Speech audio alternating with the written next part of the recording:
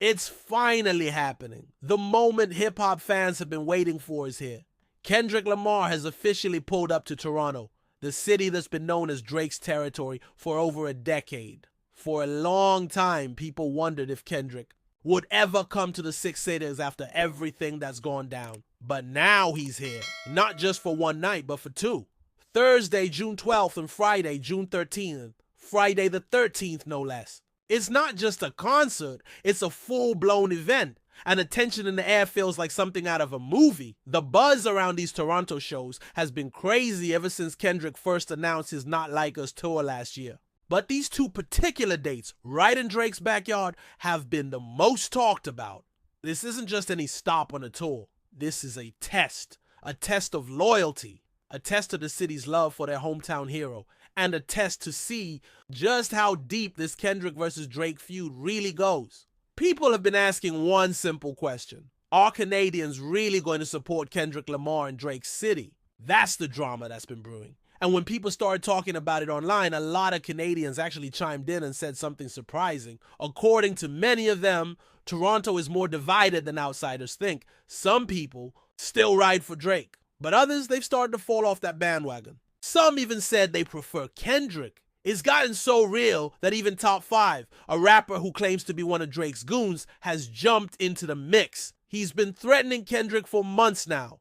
Every time Kendrick's name comes up, Top5 has something to say. He's been going online talking reckless, making wild threats, and trying to hype up this idea that if Kendrick comes to Toronto, it's gonna be a problem. He said he'd get the drop, roll up in a Nike tech, and handle business in the streets. He wasn't kidding either. Today, the day of Kendrick's first show in Toronto, Top5 actually showed up at the hotel where Kendrick is rumored to be staying, the Noel Hotel.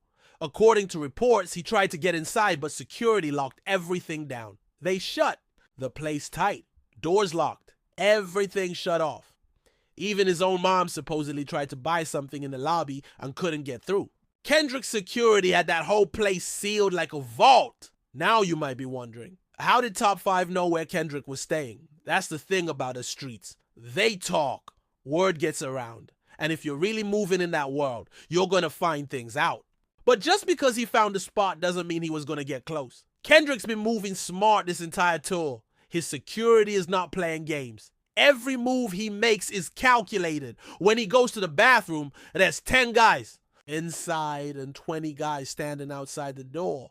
That's how tight things are right now. So no, Top5 wasn't going to get near him. Not now. Not ever. But you can bet he's still going to try. Kendrick's going to be in the city for at least 2 days, maybe even longer. That means Top5 and his crew might keep spinning the block, hoping for a chance encounter, but it's not going to happen. Kendrick is moving like the president. And if you want to see him, the only place that's happening is inside the arena.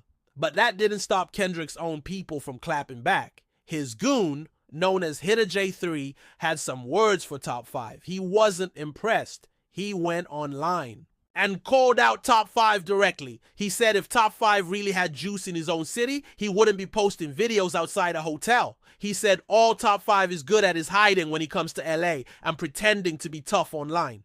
J3 even clowned him, saying the only thing Top5 is going to touch is Kendrick's merch or album cover. That's it. He even added a hashtag. Top lies. The way this whole thing is playing out feels like something out of a Netflix show. One rapper comes to town. Another one threatens to shut it down. Security gets tighter. Fans get louder. The beef that started in songs has now spilled over into the streets. And Toronto, once known for being Drake's kingdom, is showing signs of shaking. But even with all this drama, the concerts are still happening. Fans are showing up. People are excited. There's a weird mix of tension and energy in the air. Some fans are there to support Kendrick. Some are just there to see history. And some, they're just curious to see what happens. Will Drake respond? Will something pop off at the show? Is Kendrick gonna diss him live in front of his own city? These are the questions people are asking. And there's something symbolic about the fact that Kendrick chose Friday the 13th for his second show. It's the kind of date that adds another layer to the story. Superstition, drama, fear, anticipation.